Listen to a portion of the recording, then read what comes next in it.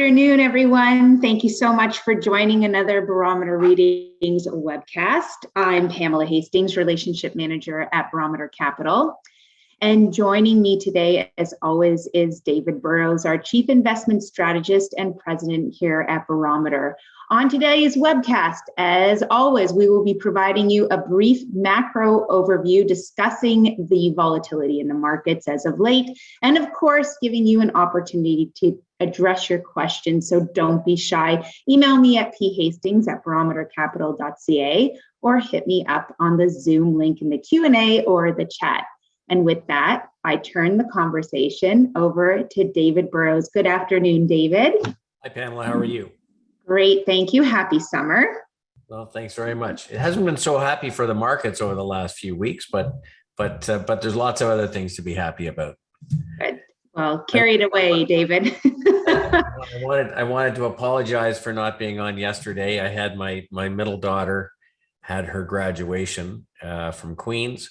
So I was in Kingston for the afternoon watching that celebration and was a very, very proud father yesterday.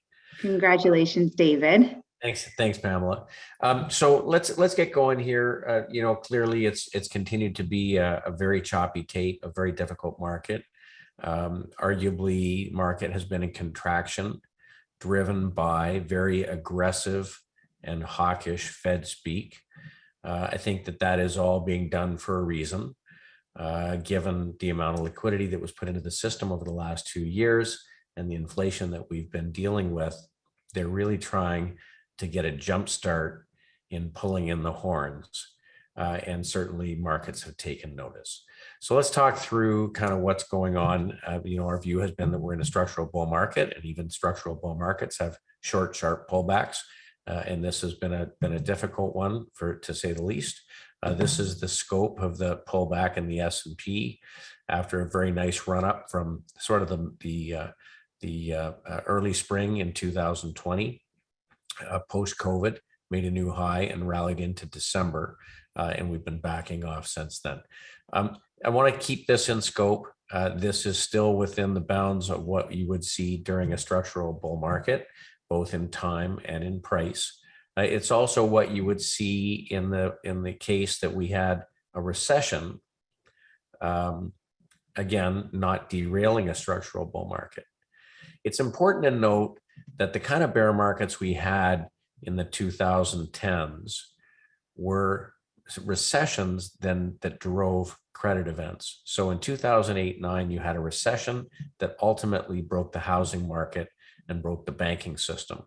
The first half is recession, roughly 22-24%, and the second half wound up being a credit crisis. And it was much the same in the 1970s when you had the same situation. And I really think that this is not what we're looking at, but certainly it's no fun to see the kind of correction that we've seen year to date, sort of at the worst point down 24%. We've also been of the view, which is something different, that we have been in a generational shift in rates after 40 years of declining rates. And certainly we put this up over the last while. This is the rise in the 10-year yield from the low at 30 basis points to a high at about 3.5%, which it hit last week when we put this up. And you can see, we talked last week about the fact we probably were getting to a point where we could see it moderate a little bit. Yield pulled back a little from 3.5%, 3.16 today on the 10-year. And I want to make it clear, one of the things that markets hate the most is very rapid or extreme movement. And when you get the yield moving so quickly over the last 5 months from roughly 1.6% or 1.5% to 3.5, it's going to shake some people up, especially in the assets that get hurt most by rising rates. Now, this has been engineered by the Fed. The Fed wanted to make sure that they kind of got their foot back on the throat of inflation, and that remains to be seen. But I think that their plan was to verbally be very clear about how hawkish or aggressive they were going to be to get the bond market to sit up and listen. This is the 10-year yield, which moved up very rapidly, not like it has in other past periods. And when we look at the target rate for Fed fund futures for June 2023, They went very quickly from 3% to 4%. So the goal here is to get people in the economy to consider the impact of a sharply higher rate. Perhaps it brings in less consumption. Perhaps it causes less business investment. The idea is to try and reduce the supply-demand imbalance, and part of it will be naturally solved by supply coming in as bottlenecks clear, but they think they have to also hold back on the demand side. The 10-year yields we talked about last week has had the worst year in history, going back to 1928, very tough as a bond investor. And when we look at the TLT from top to bottom over 2 years, sold off 39% to the worst point. And here we are, some 2 weeks later, the price has bounced somewhat. And that may be why we've seen a little bit of stability in equity markets over the last couple of days, too early to tell. We've been of the view that we're in a shift in the structure of commodities markets, where many of them are in a supply deficit. And we've seen a sharply marching higher RJI index, which is an equally weighted basket of commodities. But you can see that we have seen in the last month make a new high. And as we sit right now, we're trading below the high from the month before. That's something that causes us to take notice. Very often, if that's the case, it means that we may see some correction. We're still a week away from the end of the quarter. We may see this bounce, but as of today, we have dropped below the the opening price for the month before. It does qualify as an outside reversal. It's something that we're watching closely. If we look at the Rogers Commodity Index under a microscope on a daily chart, we can see it has pulled back. I mean, clearly a significant outperformer of equities since the beginning of the year. A difficult week over the last week, but still trading well above long-term moving averages. This index is not significantly impacted by energy in particular because it's an equally weighted index. Here's crude. Again, pulled back over the last couple of weeks, sitting still above trend line, still sitting above the 150 and 200-day moving averages, but certainly has pulled back, and crude and energy equities have pulled back along with it. Another basic material or commodity, gold. Gold is now trading above where it was at the beginning of the year, and while it has been an underperformer against other commodities, recently it's holding in better than other commodities.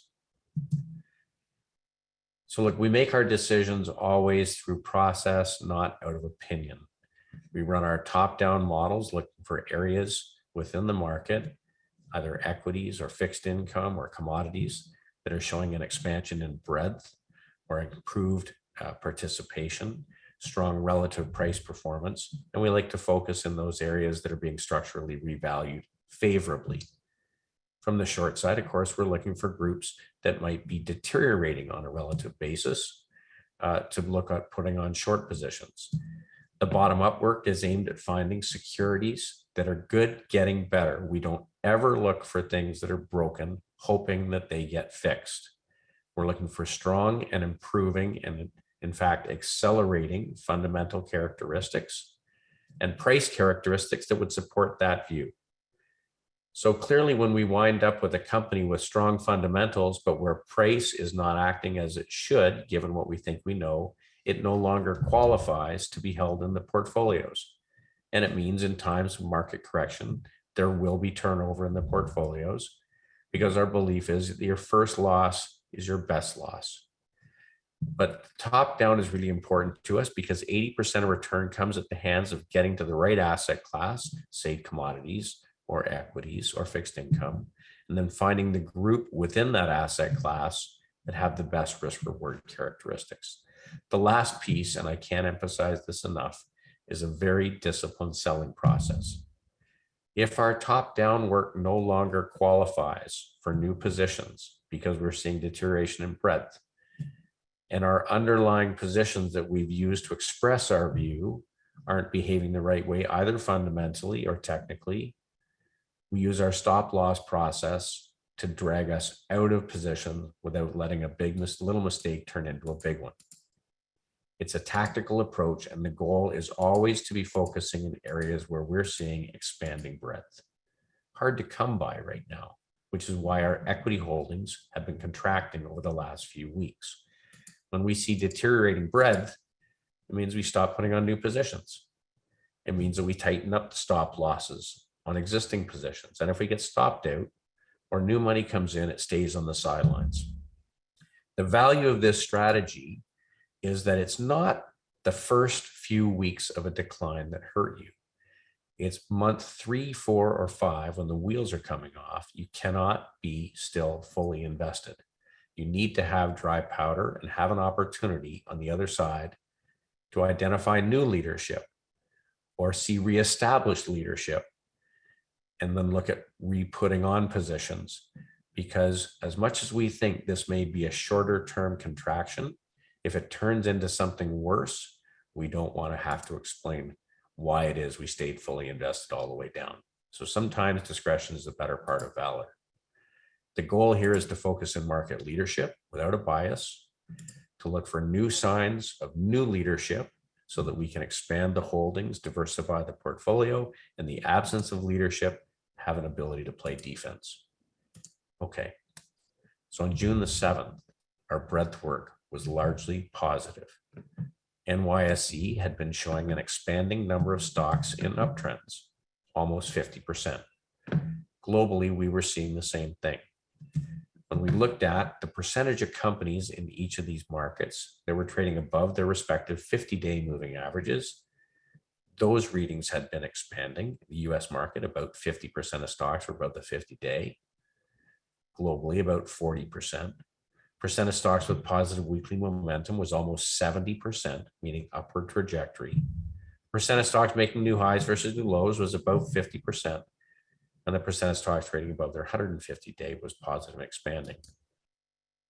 Now, we highlighted last week that we'd seen a significant reversal in the fortunes for breadth, which means the tide really started going out.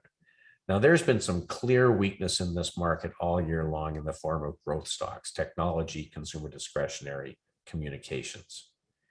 But there were some very clear pockets of strength. And in the worst corrections, you often will see some of the strongest groups get hit toward the end of a pullback, and then we'll have to see whether they reestablish. This week, the readings got worse. Now, I want to note that the percent of stocks above the 50-day moving average are exceedingly sold out. I want to note that sentiment is about as low as I have seen it. I want to point out that exposure in hedge funds and institutional portfolios and private client portfolios is exceedingly light after 18 months of sell-off in technology, which was the market's darling. So this is not some new quick sell-off. This is a sell-off that's been going on a long time in the weak groups. And in the past couple of weeks, the very hawkish Fed speak, which is aimed at trying to exterminate some of this excess inflation, really got to sentiment. So here's the S&P 500 from the beginning of the year. After a strong run-up, November 2020 through the end of the year, we've had 1, 2, 3, 4, 5 legs to a low at around 3,600. Now, there's lots of people who believe that the market could pull back to 3,500 or 3,400, which would be another few percent beyond the 24.6% it is now. We don't know whether this is where it will get to, but we will say that the short-term indicators have become very sold out. And the market's had one day of stability at the end of the week, 2 decent days to start the week. I think that there's probably work to do, but the market is showing some resilience. If nothing else, we should see some kind of a summer rally to take the pressure off. We know that coming into quarter end, there could be between 60 and $80 billion worth of equities to buy by institutional investors rebalancing their portfolios. And we know that almost nobody is out over their skis overly long in the market, or let's put it this way, very few. So flows have started to get a little bit better, but it's been a tough year. When we look at the year to date for the S&P against all years since 1928, As of the 17th, this qualified as the second worst start to the year. Now, in almost all cases, even in the difficult years, you do tend to get a summer rally in a lot of these cases. And what that remains to be seen, whether we'll see that or not. This is why you don't just go completely to cash. You can get very significant rallies. We talked earlier a few weeks ago about the fact that when you get a contraction in a long-term bull market, even when it's driven by what it turns out to be recession, 18 to 24% is about what you would expect, unless we shifted to a secular bear market, like the period between 2000 and 2013, or 1966 to 82. If that's the case, it's been the shortest secular bull market that I can point to, and it would take a credit crisis of some kind to push it down that additional sort of 20%. We don't see that right now, but we're not making any forecasts. The Russell 2000 has had the worst start to the year since 1928. But we know lots of years that start weak finish strong. So we have to remain open-minded. We have to put one foot in front of the other. We have to run process to help us make our decisions and look at data.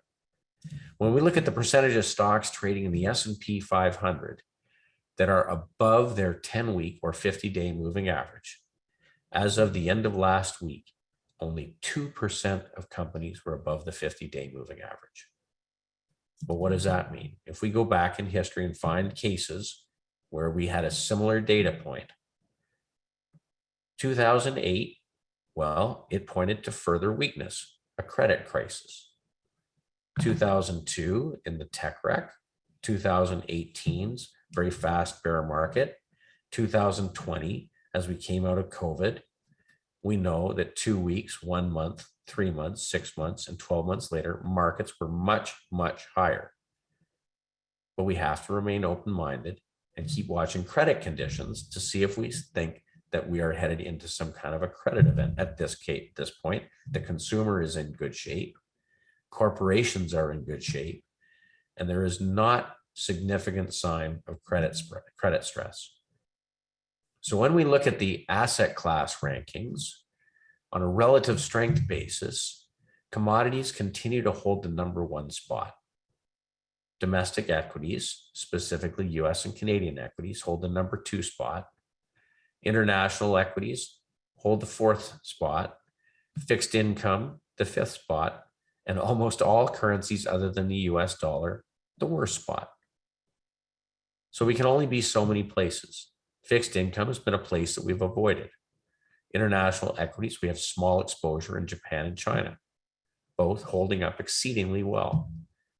Currencies, we're hedged back to Canadian dollars, which is the best currency in the world outside of the US dollar. We do have some equities and we do have some commodities. And this has been the case through the course of the year. When we look at what's happened to a 60-40 portfolio since 1928, 2022 so far ranks as the 3rd worst year. And that's because both bonds and stocks have had a particularly difficult time. Different than what happened in 1931 and 1937, where it was largely equity driven, where the weakness resided. Again, difficult to hide in fixed income in the worst year in fixed income history. So let's go back and talk about leadership. The XEG, or the Canadian TSX Capped Energy Index, which has led all year long, certainly is pulling back in the short run. We broke the 50-day moving average last week. We remain well above the 150 and 200-day moving averages. And the index, if compared to the components of the S&P 500, is trading better than 96% of all of the companies in the S&P. Arguably, the supply-demand picture is not about to change. The conflict in the Ukraine goes on, and there has been a lack of new supply coming on by the drill bit. With China coming back online and getting out of lockdown, clearly there's going to be a pickup in demand in China. And while some of the Russian oil is finding its way to India and China, the world is undersupplied. But when you have an equity sell-off, it almost doesn't matter what the commodity does. The shares are likely to pull back in sympathy with the stock market. And we've seen some of that in equities. When we look at credit in the high yield sector, the one group that's very different than what happened in 2020, where credit spreads for energy blew out, credit spreads for energy have been remarkably benign going all the way back through the year. So clearly the cash flow that they're generating puts their balance sheets in much better position. No major concern of some kind of crisis from a credit standpoint that might break these companies. So they're under-owned, they have strong balance sheets, very strong cash flow, and not likelihood of some significant shift in supply demand. The XOP, which is the oil and gas exploration and production ETF in the US, similarly, certainly has pulled back, still trading better than 97% of companies in the S&P and trading above the 150 and 200-day moving average. This is why it continues to be an important part of our portfolios. The last thing I want to say just on this before we go is in the last pullbacks, very quickly, we shot back to new highs. And this is what happens when a sector has strong relative price strength. It can very quickly reverse, which is why when it's the last group to sell off, you probably don't want to be too aggressive in your selling. Okay, let's talk about materials. This has been another group. The commodities themselves have remained strong. The equities have pulled back. We talked last week, in fact, we talked the week before about the fact that we have reduced our materials holdings because they are more economically sensitive. And while it's not our base case that we see a recession driven by these rising rates, certainly there are investors who do believe that that could be the case.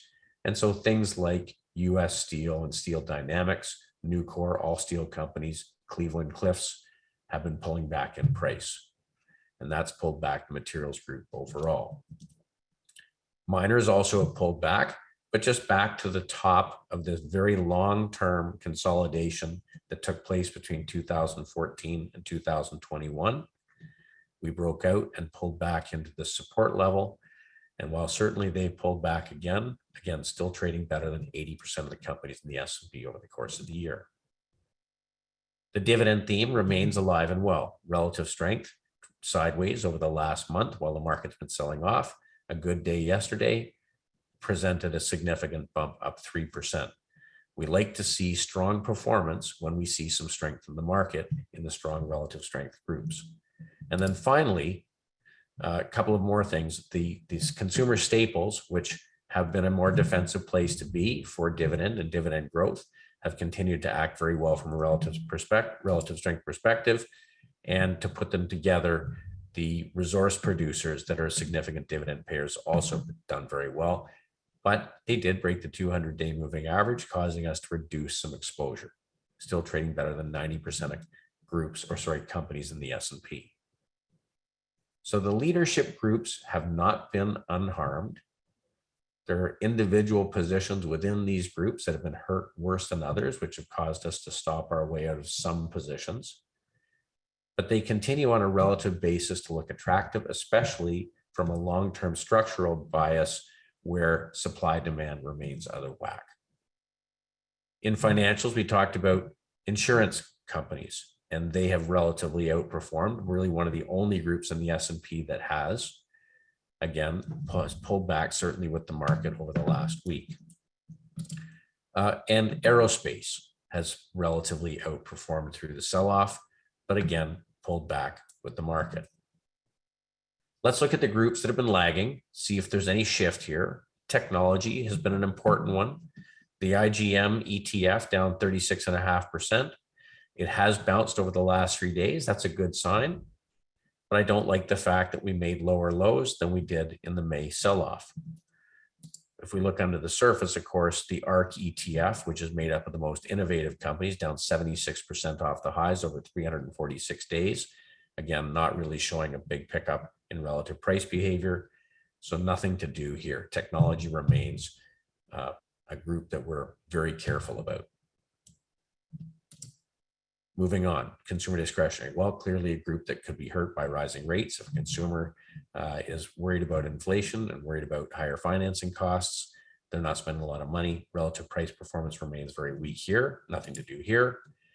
Communications, very weak relative strength. No improvement in breadth. Nothing to do here.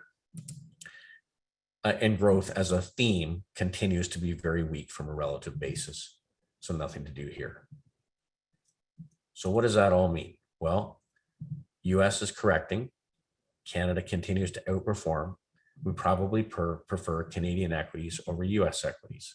And that's because the PE multiple for the average company in the TSX has come down quite sharply to 11 times earnings, roughly in line with a long-term average at the low point. So there's no significant overvaluation here unless we get a significant contraction in earnings, which is not showing up in estimates at this point. So we talked about asset class rankings. Let's go back to sector rankings from a relative strength perspective. Energy, basic materials are best. Consumer non-cyclical, consumer staples follows in third. Financials are fourth position. Utilities, industrials, real estate to the other end of the spectrum. Consumer cyclical, communications, healthcare, and technology worse. So things continue to be bifurcated. Growth is relatively expensive versus history, and inflation beneficiaries relatively inexpensive. But when we get to crunch time in markets, sometimes that doesn't matter. The baby goes out with the bathwater. So what does it mean for us? It means that we've continued to take energy down. Remember, this was as high as 36%. Short-term bonds has become a significant position across the firm, almost 27% of our assets in bonds that mature in less than 1 year. Effectively, it's cash. Consumer staples down slightly, utilities holding firm as dividend payers. Cash position came down slightly as we moved money into short-term bonds for a better yield. Materials again came down to only 4% of the portfolio, still overweight, but relatively a small piece of the overall portfolios. And we maintain very light exposure in healthcare, communications, industrials, which is primarily defense, financials, technology, consumer discretionary, and real estate. So it's a tough market, and it's one that we have to continue to evaluate day by day. In our macro portfolio, we put on a position 3 weeks ago in China as the breadth models turned higher. It has been moving higher, both China technology and China consumer. Japan and Japanese equities through the course of the year have relatively been outperforming, and they've held up well against a very difficult US stock market, probably because they've been trying to manufacture inflation now for 30 years. But again, discretion, better part of valor. Roughly 18% of the macro portfolio is sitting in cash. Of course, there's no leverage. Precious metals is 15%, which is acting as ballast. Energy is 15%. It's a lower weight than it certainly was a week ago by almost 10%. Materials is 11%, China's 9%.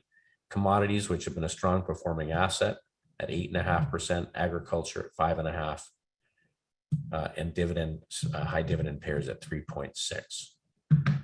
Very, very little by way of technology, industrials, consumer, or communications. So look, these are painful pullbacks. There's no way around it. It's no fun.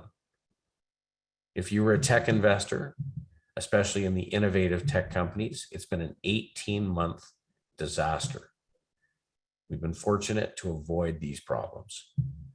The thing that's really important to remember is what happens after these corrections. Very significant rallies. Now, when we go back to the 1950s, we've equated this market a lot to what happened after the Second World War. Coming out of the Second World War, interest rates were held artificially low for an extended period of time to help governments pay down debt. When the war ended in 1949 and 50, demand picked up in the economy as people came home and consumers started to consume. The misallocation of investments in the economy that had been built up to supply the defense effort, the war effort, caused a dislocation in supply demand. And in 1950 and 1951, you got 6% inflation after the disinflationary period of the 1940s. Rates went sharply higher. If we look at that period, the market corrected through 1951 and 52. There was a recession at the end of 1952, but the market discounted it very quickly. As the economy reaccelerated and the Fed started to take interest rates down, the market then rallied 94% over the next 30 months against slowly rising rates. Fast rising rates we don't like, and that does slow economies down. It does cause corrections. So this is what we think is happening. We think that some of the inflation is being driven by supply chain. With China coming back online, that should help. If we take some of the demand out of the consumer economy, it may get suppliers an opportunity to catch up. The Fed's been exceedingly hawkish with its language to make the point you should be more careful on what you spend money on. They're trying to bring supply demand into balance. So I think it's very possible we get a summer rally. We think also it's possible that the Fed will continue to raise rates until they see some concrete signs of economic slowdown or deceleration in the inflation. Once they see that, they can pivot. And that's when we think we see something like what happened in 1954, 55, and 56. Remember, in a structural bull market, it's one step back and 4 steps forward. It's very different than what happens in a structural bear market. But it's frustrating waiting. So we have to, one day by day, reevaluate the positions, reevaluate our sector weights. We think that we have begun a reflationary environment that will go on for a long time, and we have to be prepared to take advantage of it as the data starts to get better. So with that, Pamela, if there's any questions, I'm certainly happy to answer them. Hi, Dave. It doesn't happen very often, but you have left me, and it sounds like the majority of our viewers speechless. I don't see any questions for today. I think you've covered. Yeah, me too. So I'm just checking to see if anything's come through my email, but nothing has come through. So I'll leave you with final word. If you see anything come through, I don't have any Q&A, nothing in the chat. Well, we're into summer. The Fed's been very clear about what they plan to do with rates. Almost nothing they could do now would be a surprise. They even were asked today if potentially they might consider a 100 basis point hike. He didn't say yes, but he didn't say no. I think he's trying to leave all of his options open. We've seen a little pullback in energy prices. We've seen a little pullback in yields. We've seen a little pullback in US dollar. If we can get some moderation in any of those three or a combination of those three, it may well be that the market can find a footing because there's been a tremendous amount of adjustment that people have made within portfolios over the course of the year. We don't think that it will be growth stocks that are going to lead this next rally. We think that they continue to be overowned. People continue to be significantly underwater, and any rally will be seen as an opportunity to sell them. So we think that basic materials and energy have a natural supply deficit that can't be fixed in the near term, and that the profitability, on top of the fact that they are underowned in general in portfolios, leaves risk reward in their favor. But in the short run, so long as we have this choppy market, maybe it's another couple of weeks or 3 or 4 weeks before we get some kind of rally, we're going to continue to evaluate these things day by day. Hey, Dave, we did get one question that just slid through here. John wants to know about the copper sector and its recent pullback, if you have any comments there. Yeah, well, so, certainly for those that believe that we could have a recession, this would be something that portfolio managers might decide to lighten up on. So we know there's a structural deficit. That's fine. And certainly copper's pulled back. But we've got China reopening, and I would expect you're going to see some restocking in China. we've taken our copper exposure down somewhat, but the long-term picture we think remains very, very good for the miners. And so we don't want to be overly aggressive in taking that position down. Thanks so much, Dave. Well, I guess that leaves us to close off the evening. Again, congratulations to Tori on her graduation. And Dave, I guess I'll see you same time, same place next week. Well, it's good to have it's good to have a win when you're in a market like this. Absolutely. I'll leave it here. This is the long-term chart of Freeport-McMoRan copper and gold, and certainly it has had a good-sized pullback. But if we look at the long-term structure, I think things look pretty good. Look, I know these are tough markets. We have to remember what comes on the other side. And we have to keep some powder dry so we can take advantage of the strength wherever it expresses itself. And in the meantime, just evaluate day by day. I hope everyone has a great week and look forward to seeing you again next Tuesday, back on our regular schedule. Thanks so much.